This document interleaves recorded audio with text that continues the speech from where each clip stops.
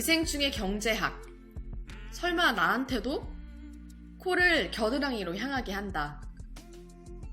우선 이 리뷰에는 스포가 가득합니다. 그러니까 영화를 만약에 볼 계획이 있으신 분들은 영화를 보고 다시 오시는 것도 좋을 것 같아요. 영화 기생충, 2019년 봉준호 감독 작품. 영화 초반 생각 없이 웃다 반지하에 사는 가족들의 삶에 녹아들게 됩니다. 시간이 얼마 흐르지 않아 속이 메스껍고 불편해졌습니다. 영화 시작 전 먹은 햄버거가 얹히고 기분이 찝찝해졌습니다. 볼 때는 이유를 몰랐는데 한참을 곱씹어보니 알겠더라고요. 스크린 한가득 자꾸만 제 모습이 비쳐서 그랬습니다. 기생충은 2D로 봐도 4D인 영화였어요. 기억 속에 저장된 사람 누린내와 시큰하고 눅눅한 행주 냄새가 자꾸만 느껴지니 말입니다. 이 영화, 넋놓고 보며 생각 없이 웃다가 마음에 상처를 입게 됩니다. 봉준호 감독은 인정하기 싫어 애써 외면한 나의 태생과 현재, 그리고 미래까지도 내 눈앞에 또렷하게 들이댔습니다. 지금 여기서 기생충 아닌 사람 나와봐 라고 외치는데 칸의 심사위원들도 뜨끔했나 봅니다. 결국 나도 또 당신도 제도와 시스템, 즉 경제 구조와 정치가 낳은 기생충으로 살아감을 영화가 뇌에 각인을 시켜요. 영화는 시스템이 돈이 아주 많은 부자마저도 기생충으로 만들었음을 친절하고 세련되게 설득합니다. 해가 들지 않는 반지하는 대표적인 비정상적 주거 형태 중 하나입니다. 지하는 채광과 통풍이 좋지 않아서 보통은 주차장, 창고 또는 상업시설로 쓰이죠. 기생충의 대사를 영어 자막으로 번역한 달시 파켓은 인터뷰에서 영어에 반지하라는 단어가 없어서 애를 먹었다라고 했습니다.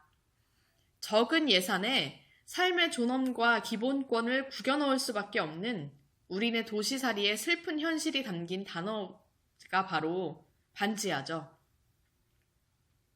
돈이 없으면 대학생 하숙집보다도 싼 월세에서 안락함을 포기당한 채 우리는 살아야만 합니다.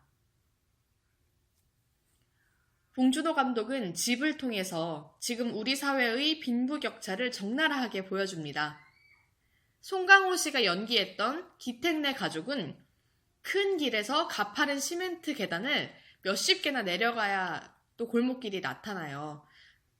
그 골목길에서 좁은 계단 아래 위치한 반지하에 살아요. 또 집으로 내려가려면 또 계단을 내려가야 되는 거죠. 이렇게 반지하에 사는 기택네 가족과는 대비되는 이선균 씨가 연기했던 박 사장의 집은 고급 단독주택이 줄지어 있는 언덕배기에 있습니다. 집 대문으로 올라가기도 전에 웬만한 집 방보다 큰 주차장이 압도당합니다. 계단 몇 개를 올라가 대문 앞 초인종을 누르고 문을 열고 또다시 계단을 올라가면 그제야 집 앞에 넓게 깔린 푸른 잔디밭이 나와요. 높은 곳에서 철저하게 사생활을 보호받는 으리으리한 개인저택, 그리고 좁고 습기 찬 집에 그나마 나 있는 창문 앞으로도 쉴 새 없이 행인들의 발과 오토바이가 지나가고 또 그 창문 바로 앞 전봇대 아래 놓인 쓰레기와 함께 살아가야 하는 반지하. 영화는 대저택과 반지하를 번갈아가며 오갑니다. 낙수효과, 위에서 넘치는 부가 아래로 쏟아진다고? 엄청난 폭우가 쏟아져 박 사장의 가족이 캠핑에서 돌아오던 날, 막내 아들 다송은 대저택의 마당에 텐트를 펴고 놀이를 합니다. 반면 기택의 가족 내 반지하 집은 빗물에 잠겨 집안에서 물이 목까지 차오릅니다. 기택내뿐만이 아닙니다. 저지대에 있던 집과 가게에 물이 들이닥쳐 한밤중에 긴급 대피소로 만든 동네 체육관에 주민들이 가득 들어찹니다. 기생충의 폭우 장면은 위로부터 계단을 타고 쏟아져 내려오는 물줄기가 일부 경제학자와 정치인들이 주장하는 낙수 효과를 아주 시각적으로 통쾌하게 조롱합니다. 낙수 효과는 재벌이 더 많은 돈을 벌도록 법을 개정하는 등 사회적 자원을 집중해 재벌들을 도우면 우리 사회의 부가 흘러넘쳐 모두에게 분배된다는 그런 이론입니다. 하지만 재미있는 것은 이 낙수 효과라는 용어조차도 미국 개그맨 윌 로저스가 처음으로 쓴 말이었다는 겁니다. 미국과 우리나라 등 대부분 국가는 경제 위기가 왔을 때 대기업 성장에 따른 이익이 하위 계층에게 흘러가서 경제를 살린다는 이유 하나만으로 낙수 이론에 근거한 경제 정책을 택했습니다. 하지만 이로부터 30여 년이 흐른 지금 소득 격차와 기업의 사내 유보금, 부채는 동시에 증가했습니다.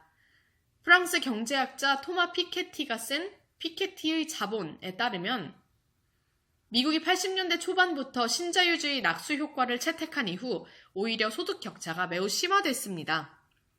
IMF에서는 상위 20%의 소득이 1%포인트 늘면 경제 성장률은 오히려 0.08% 하락하고 하위 20%의 소득이 1%포인트 상승하면 경제 성장률은 0.38% 증가했다는 정리해 보고서가 나왔습니다. 또한 경제학적 관점에서도 낙수효과 이론은 뒷받침해주는 과학적 근거가 없다는 점에서 사실상 허구의 이론이라고 비판받고 있습니다. 기생충의 물난리 장면은 위에서부터 쏟아져 내려오는 것은 돈이 아닌 사회적 위험과 오물뿐이라는 것을 명확하게 보여줍니다. 반지하에 사는 사람이 더 노력해서 돈을 벌어야지 라는 말은 배고프면 빵 사 먹으면 되지 라는 말만큼이나 대책 없는 소리라는 뜻이죠. 영화는 성실한 개인의 노력만으로 벗어날 수 없는 가난의 굴레와 통제할 수 없는 재앙 앞에 무너지는 삶을 보여줍니다. 텔레콤 개수, 와이파이가 밥 먹여줍니다. 예고편에 수없이 나온 장면이죠. 두 남매가 핸드폰을 한껏 위로 치켜들고 와이파이를 찾아 집안 곳곳을 헤맵니다. 몰래 끌어쓰던 윗집 와이파이에 비밀번호가 걸려 더 이상 쓸 수 없게 된 것입니다. 보통의 사람들처럼 집에서 와이파이로 유튜브 영상을 보고 게임이나 하려고 그러는 게 아닙니다. 밥값을 벌 수 있는 단기 일자리 정보를 얻고 또 신청하고 일거리를 받기 위해 절박하게 통신망을 찾아다닌 겁니다. 새로 생긴 카페 와이파이에는 비밀번호가 없었습니다. 그래서 통신이 연결되자마자 두 남매의 엄마 장혜진 씨가 연기했던 흉숙은 피자 가게 박스 접는 일이 들어왔는지 카톡으로 확인해달라고 합니다. 일가족의 밥줄이 이 와이파이에 달려있는 겁니다. 과거에는 가게에서 쓰는 돈 중 밥값을 계산했습니다. 그걸 엔겔지수라고 하는데 엔겔지수는 가게 소비 중 식료품 소비가 차지하는 비율을 계산한 것입니다. 일반적으로 소득 수준이 낮을수록 엔겔지수가 높아지는 경향이 있습니다. 정보화 시대를 맞아 이제는 통신망에 연결되는 것이 생존의 문제가 됐습니다. 통신이 없으면 교육, 구직, 취직 등 기본 정보와 차단이 되고 이는 곧 경제적 고립 상태로 연결되기 때문입니다. 그래서 요즘은 엔겔지수보다 한 가구 총 수입 중 통신비 비중이 얼마나 되는지를 척도로 삼아 빈부격차를 계산합니다. 텔레콤 개수는 가계 지출에서 정보통신료가 차지하는 비율을 나타내는 수치입니다. 기생충은 의, 식, 주보다 통신이 더 우리 삶의 필수 요소가 되어가는 현실을 영화 시작부터 알려줍니다. 자영업자 폐업률 90%, 대만 카스테라에 녹아내린 삶. 존재 자체가 스포가 되는 그 남자 배우 너무 강렬했죠? 지하실에 4년을 넘게 숨어 산 박명훈 씨가 연기한 근세는 아내 문광이 준 젖병을 쪽쪽거리다 말합니다. 대만 단수의 카스테라를 열었다 망해서요. 국내에서 대만 카스테라를 안 먹어봤거나 모르는 사람 거의 없을 겁니다. 정확히 4년 정도 전에 서울 근교 지하철역 근처에까지 생길 정도로 대만 카스테라 프랜차이즈 사업이 인기였습니다. 저렴한 가격에 꽤나 많은 양, 그리고 폭신한 식감에 자극적이지 않은 맛까지. 대만판 백설기 정도로 만만하고 대중성 있는 먹거리였죠. 그런데 한 종편 채널의 방송에서 대만 카스테라에 식용유가 가득 들어간다 라는 자극적인 제목으로 반죽에 식용유를 콸콸 넣는 장면이 방송된 후 대만 카스테라 가게는 줄줄이 문을 닫았습니다. 수십 개 분량의 카스테라를 만드는데 재료를 들이붓는 건 당연했고 대만 현지 레시피에도 식용유가 들어가고 또 이는 결정적으로 인체에 해로운 게 아니었습니다. 그럼에도 불구하고 대만 카스테라를 먹으면 전염병이라도 걸리는 것처럼 소비자들은 속았다며 등을 돌려버렸습니다. 반죽에 설탕을 쏟아 넣는 것과 식용유를 들이붓는 것 중에 뭐가 더 몸에 해로운지는 정확히 따져봐야 알겠지만 아무튼 대만 카스테라 가게는 그렇게 흔적도 없이 사라졌습니다. 발레파킹은 대만 카스테라집 열었다 망하고 한 거지 대리운전이 아니라 라는 송강호 씨의 대사가 기억나죠? 오랜만에 기사식당에서 밥다운 밥 먹으면서 사업 쫄딱 망한 얘기 하는데 이 집 가장 참 해맑지 않습니까? 사실 확인을 하지 않는 선정적인 보도에 급감한 매출로 가게 문만 닫은 게 아닙니다. 가게를 여는데 드는 돈, 폐업 처리를 하는데 드는 돈, 여기에 발품 팔아 찾은 목 좋은 곳에 가게 내느라 지불한 권리금 등이 모두 빚으로 남아서 인생문도 닫은 자영업자들이 수두룩합니다. 철저한 시장 조사를 하지 않고 위험에 대비하지 않은 개인의 무능함 탓으로 돌리기엔 너무나 많은 성실한 개인들이 한순간에 나락으로 떨어졌습니다. 오보를 했던 방송국도 가맹 본사도 그 누구도 그들의 짐을 함께 져주지 않았습니다. 이렇게 자연재해처럼 불어닥친 줄도산 바람에 실패한 인생이 다시 일어서려면 최소한의 먹고 사는 짐은 국가가 책임질 몫이라고 생각합니다. 하지만 당시 도산한 대만 카스테라 가맹점주가 빚을 갚고 살 길을 찾을 때 잡을 단 하나의 손은 사채업자 뿐이었습니다.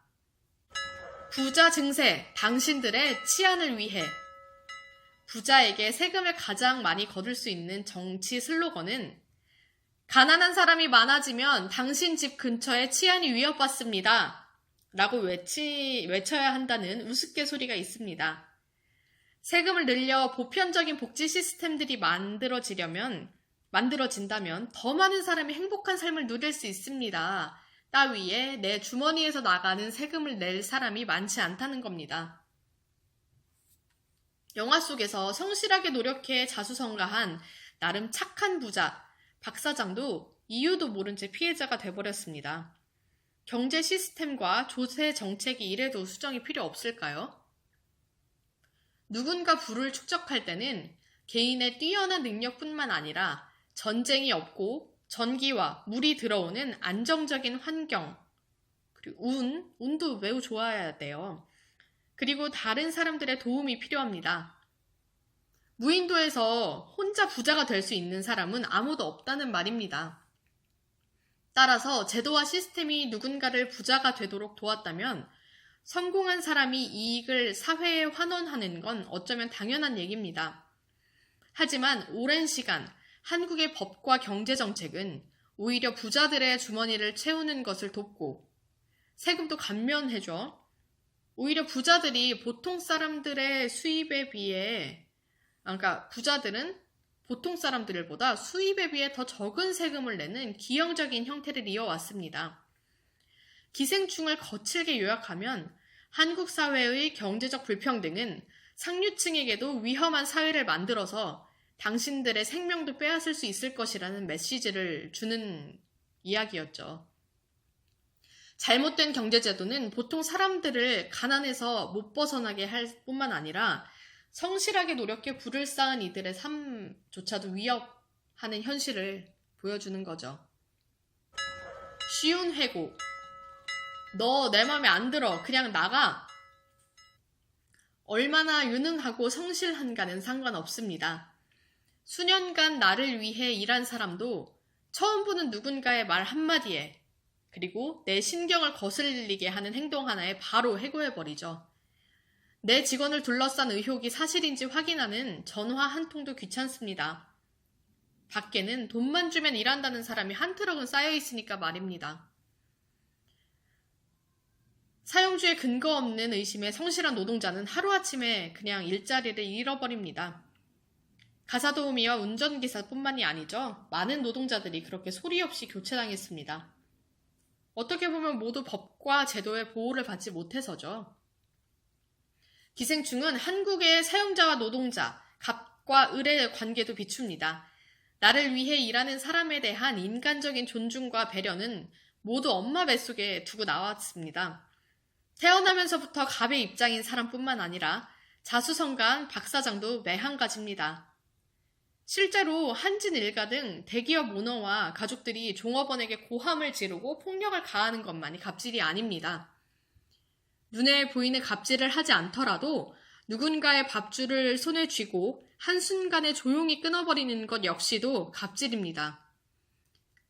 집안일을 수년간 성실하게 문제없이 해온 문광, 이정은 배우가 연기를 하셨죠. 문광이 정말 결핵에 걸렸는지 간단하게 확인하는 것보다는 굉장히 귀찮다는 듯이 하루아침에 내보내고 바로 다른 가사도우미를 고용해버리죠. 가사도우미뿐만 아니라 우리 사회 거의 대부분의 노동자는 교체하기 쉬운 부품 신세입니다. 사용자의 이런 태도에 노동자들이 서로 돕고 부당함에 맞서는 편보다는 오너 일가에 순종하며 다른 노동자들을 해고하는데 적극적으로 일조해야 조금이라도 더 오래 월급을 받으며 생활을 유지하는 게 우리 사회의 모습입니다.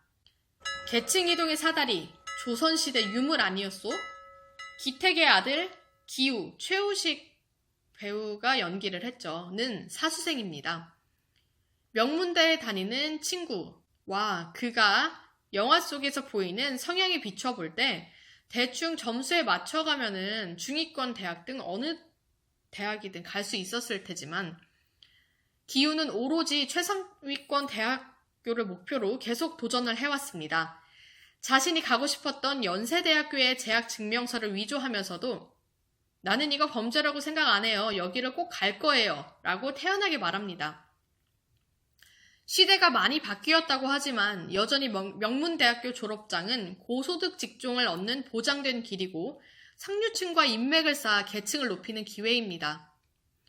몇 문제만 더 맞히면 명문대에 가는 건데 손에 잡힐 듯 자꾸만 멀어지는 기우의 꿈입니다. 집에 앉아서 부모님이 시켜주는 과외를 받으며 편히 공부만 하는 이들과는 달리 주인공 기우는 집안의 생계를 책임지는 노동을 늘 학업과 병행해 왔습니다. 기우의 노력이 부족했다고 하기엔 안정된 직장의 문은 좁고 학업의 기회는 평등하지가 않았습니다. 이 부잣집 박사장네 말썽꾸러기 막내 아들을 가르치려고 유명한 선생님들이 여럿 왔습니다만 한 달을 못 버티고 나갔다고 합니다. 모두가 포기한 아이를 가르치는 능력은 누구보다 학위가 없는 기정이 배우 박소담이 연기를 했죠. 정말 그냥 몇 분 만에 그 아이를 사로잡고 또 안정되게 미술 치료를 해줍니다. 그렇지만 학위가 없다는 게 문제입니다. 교육을 통한 계층 이동이 힘들 뿐만 아니라 학위 없이 성실히 노력한 개인이 또 능력 있는 개인이 상류층은 고사하고 기본적인 의식주를 갖추기도 힘든 현실입니다. 기생충은 오로지 생존을 위해 경쟁을 강요받는 타락한 자본주의와 신자유주의를 적나라하게 들춰냅니다. 비단 이것은 우리나라의 모습이 아니라 전 세계에서 공통적으로 일어나는 현상입니다. 내가 행복해지기 위해 이웃의 행복을 짓밟는 자신의 모습을 발견해가는 주인공들을 보며 우리 사회에 대한 자성과 성찰의 계기가 됐습니다. 저 또한. 송충이는 솔잎을 먹고 살아야지 라면서 내가 태어난 그 위치에서 그저 아무 생각 없이 하루 벌어 하루 먹고 사는 것 외에는 선택지가 없습니다. 가난한 이들은 더 번듯한 곳에서 잘 살고 싶다는 욕망을 품을 수도 없는 구조가 되어가고 있습니다. 한국 사회에서 계급 상승을 할 수 있는 가장 빠른 방법은 가진 자에게 기생하며 경쟁자를 물어뜯어 제거하는 것 외에는 없는 것일까요?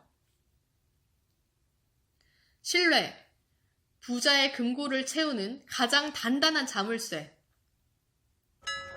클래스가 다른 사람들이 가장 신뢰하는 것은 자신과 동급인 누군가의 보증 또는 혈연 관계입니다.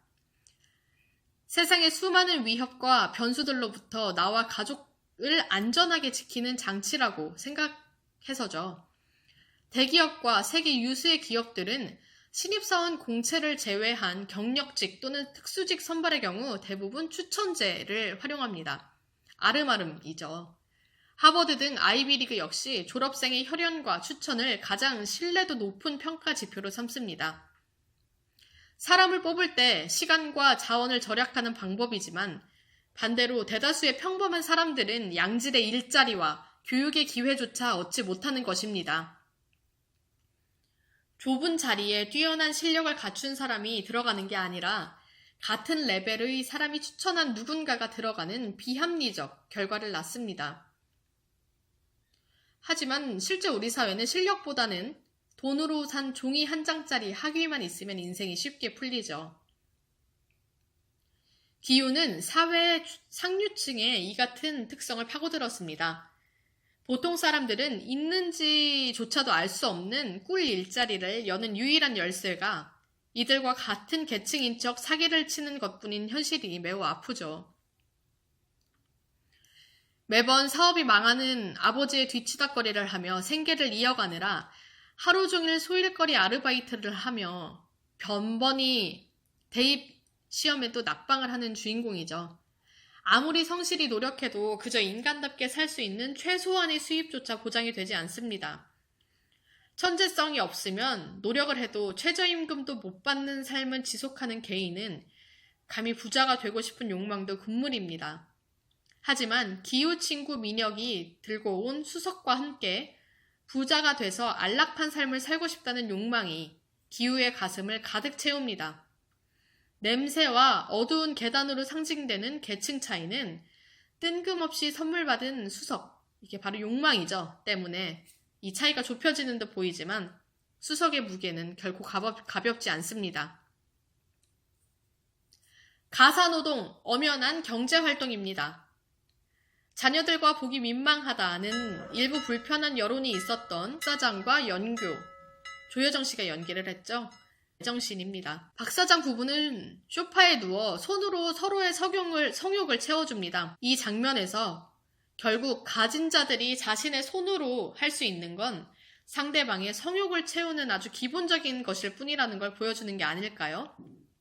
끓이는데 5분도 안 걸리는 라면 하나, 설거지 하나 제 손으로 할 수 없는 이들은 남에게 도움을 받아야지만 살 수 있습니다. 물론 돈을 주고 고용한 가정부가 집안일을 대신하는 건 당연한 일인지도 모릅니다. 하지만 집안일과 청소를 하는 사람들은 나보다 아랫사람이고 내 자존심의 선을 절대 넘으면 안 되는 사람으로 치부하는 모습은 결국 우리의 모습 아닐까요?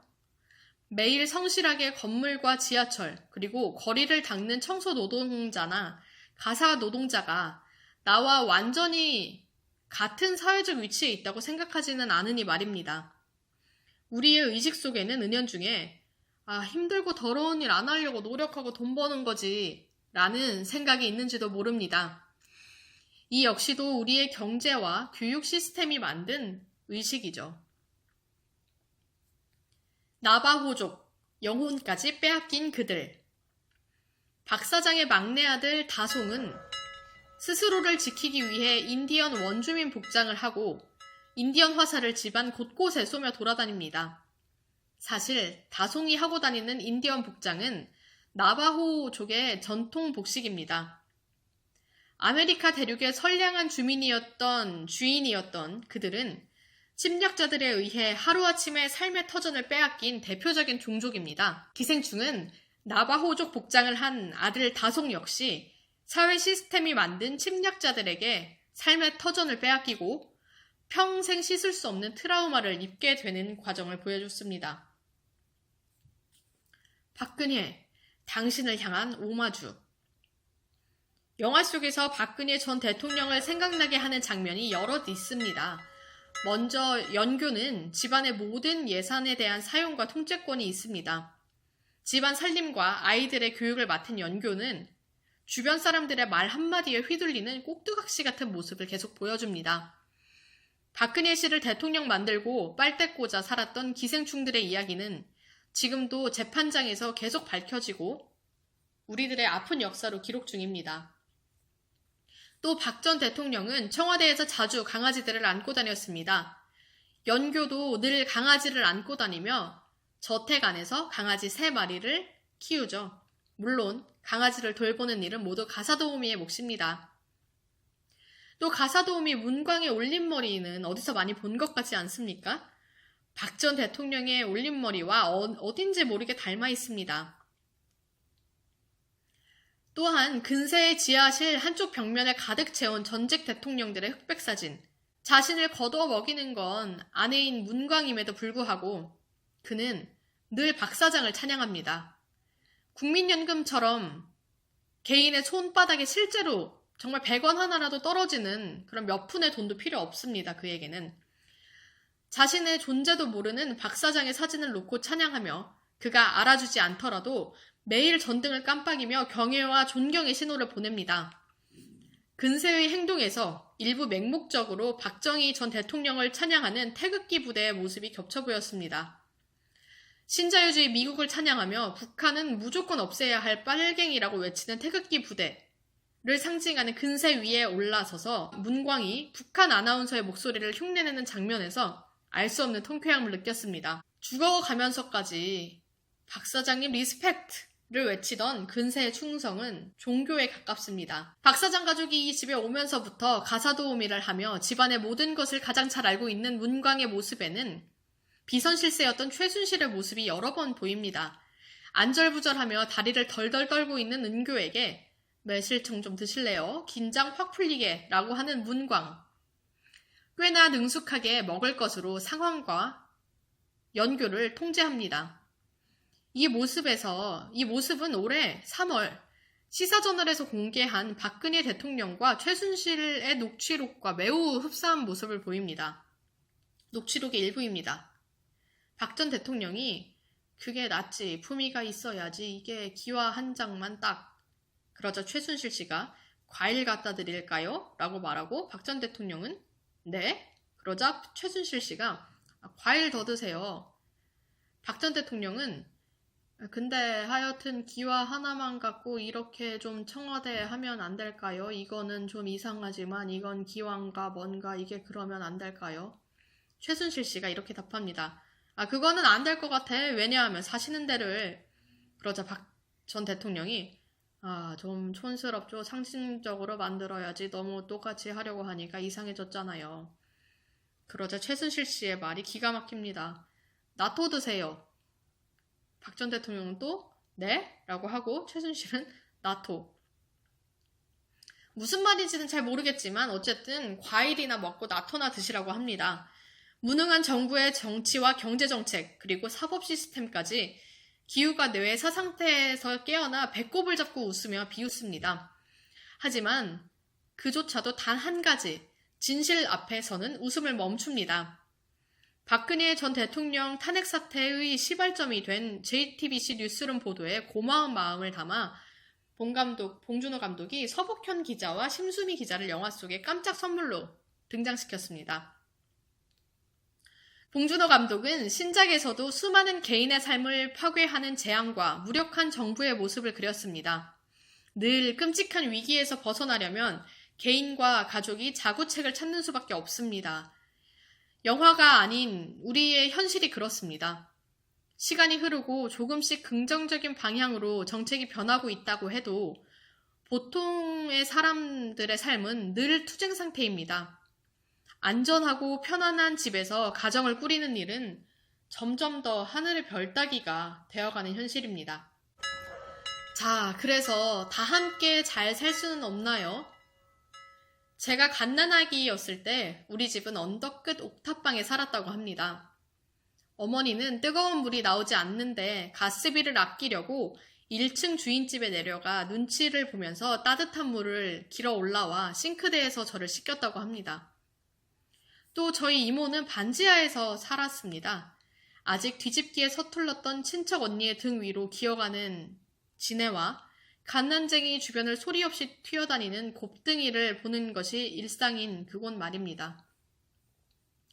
반지하나 옥탑방이나 대학생 하숙집보다 싼 월세의 작은 공간에 여러 식구가 몸을 우겨넣고 불편을 감내하며 살아야 하는 공간입니다.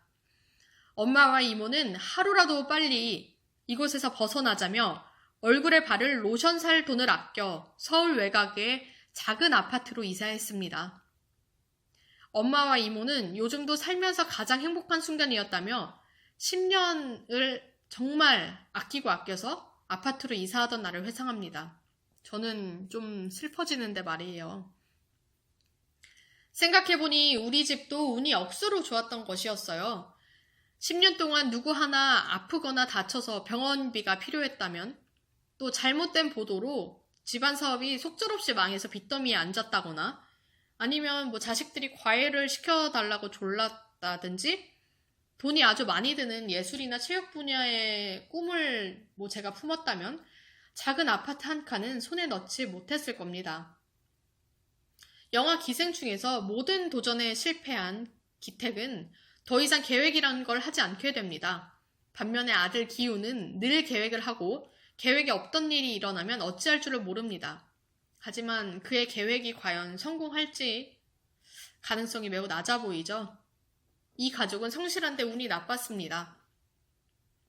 봉준호 감독은 묻습니다. 평범한 집 한 칸 가지려면 매우 성실하고 선한 개인은 엄청난 희생을 해야 하고 돈을 모으는 중간에 본인이나 가족이 큰 병에 걸리면 안 되고 사업에 망해도 안 되고 직장도 안정적으로 다녀야만 하는 사회. 보통 사람이 기본권을 침해당하지 않는 집 한 칸을 가지려면 자녀에게 양질의 교육을 포기해야 하는 사회가 정상인지. 혹자는 뭐든지 개인이 노력하면 되는 자유주의 국가에서 무슨 말 하느냐 라고 물을 수도 있습니다. 하지만 20살이 되면 국가에서 아파트를 주고 평생 의료비와 대학원 학비까지 거의 무료인 나라가 같은 지구상에 여러 존재합니다. 이런 나라에서 개인은 다른 사람의 살을 깎아먹는 전쟁을 하지 않아도 성실하게 일하며 편안하고 행복하게 일생을 누립니다. 그저 태어났다는 이유만으로 말이죠. 저 또한 부모의 눈물 나는 노력으로 반지하와 옥탑방의 삶은 기억에서 지우고 작은 아파트에서 물난리와 극한의 추위 등은 모르고 자랐습니다. 상위 1%의 부자가 아닌 우리 집안의 어른들도 지나가다 청소 노동자들을 보면 어린 제 귀에 속삭이셨습니다. 공부 열심히 안 하면 나중에 저렇게 된다. 그리고 바닥에 신문지를 덮고 누워있는 노숙자 곁을 지나며 한참을 씻지 않는 누린내를 조롱하듯 코를 막고 달려간 적도 있습니다. 영화 기생충을 보며 타인이 풍기는 고단함과 슬픔의 냄새에 오만하게 반응했던 내 모습, 그리고 누군가에게 풍겼을 또 제 냄새가 떠올라 부끄러웠습니다. 자신을 존경한다고 말하며 죽어가는 사람에게 악취가 난다고 코를 막는 이선균의 모습에서, 박 사장의 모습에서 어른보다 더 차가운 악마를 보았습니다. 하지만 과연 제가 박 사장이었다면 같은 상황에서 코를 막지 않았을까요? 내일에 대한 계획 없이 그저 살아가는 우리들. 자신 스스로를 기생충 취급하고 싶은 사람은 얼마 없을 것입니다. 가난한 사람도 부자도 보통 사람도 모두 이 영화 기생충이 불편한 이유입니다. 기생충은 자본가 개인 또는 실패한 개인이 악한 것이 아니라 지하에서 올라올 수 없는 시스템이, 이 지하에서 올라올 수 없게 만드는 시스템이 악한 것이라고 말합니다. 개인이 통제할 수 없이 삶을 꺾어놓는 재앙을 극복하고 다시 일어나려면 누군가 그리고 사회의 도움이 필요합니다. 그래서 우리는 국가를 만들고 수많은 법과 제도를 세운 것 아닐까요? 부디 봉준호 감독을 비롯한 우리 모두 다 함께 잘 살아보자, 이런 사회를 만들어보자 라는 꿈을 꾸는 이들이 포기해버리고 북유럽같이 이미 다 함께 잘 사는 나라로 가버리지 않기를 간절히 바라봅니다. 모두가 천국이라고 부르는 시스템을 만드는데 노르웨이도 핀란드도 80년이 걸렸으니 말입니다. 여기까지 기생충의 리뷰였습니다. 저는 이 영화가 정말 저에게 모욕감을 줬습니다. 모두가 가진 생각이 다를 거고 또 이 영화를 보면 봉준호 감독님의 말처럼 수만 가지의 생각이 들 겁니다. 친구, 연인, 부모님, 자녀들과 함께 이렇게 우리 사회를 압축해서 담아놓은 영화를 보면서 또 즐겁게 대화의 시간을 가지셨으면 좋겠습니다. 지금까지 기생충 영화 리뷰였습니다. 들어주신 여러분 고맙습니다. 구독과 좋아요 눌러주세요. 감사합니다.